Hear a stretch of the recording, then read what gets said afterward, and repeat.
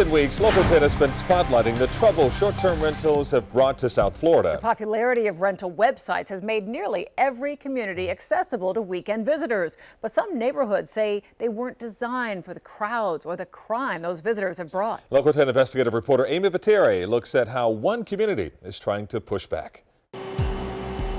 It's like a crime wave has hit us. A huge nightmare. It's a problem facing cities big and small throughout South Florida. Now people living in North Bay Village say short-term vacation renters are bringing big groups and big problems. And look, we're a tranquil little island. With 8,000 residents in just 3/4 of a square mile, we are the densest populated by square mile municipality in the state of Florida.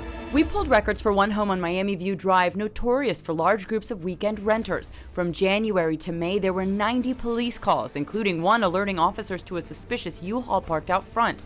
According to the report, a man named Bob showed a rental agreement and promised to move the truck. They back up trucks and pull out all the furniture. Police reports show the renters loaded that truck with around $7,000 worth of art and furniture from the home.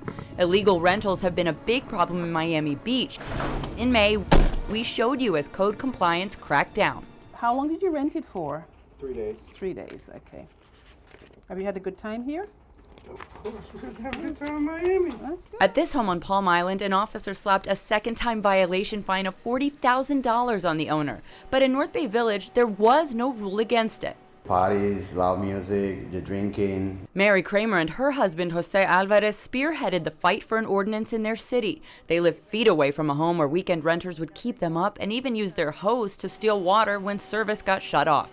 In late June, police knocked on their door in the middle of the night. Police asked me, do you mind if I'm looking through your backyard? And I said, sure, go right ahead. And then I heard the police screaming, get on the ground, don't move. Police arrested this man, Shocky Straw, from the rental home next door and charged him with prowling and resisting arrest. Do you feel like the city delayed too much in trying to get something done on this? I don't think we delayed. We looked at the laws as they existed and we followed the law. City Manager Frank Rollison says there were questions over how much state law allowed local cities to regulate short-term rentals after the fact. This is America, and there's always something that can be done. Starting this month, the city has a new ordinance. It requires all short-term rental properties to pay a licensing fee and register with the city.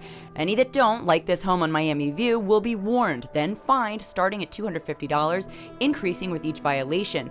But Kramer says the problem is many property owners don't even know it's happening. What happened next door is that a man posing as a family man rented the house, and then he sublet. And he does this all around North Bay Village, and it sort of just destroys your morale and your sense of peace. The new ordinance also requires the property owner either be local or have a manager who can show up in person for any problems. At last check, none of the properties in the village had registered for a license with the city. Amy Viteri, Local 10 News. Amy, thanks a lot. Homeowners who want to avoid this should include a clause in their rental agreement that bans anyone from subletting without the owner's permission.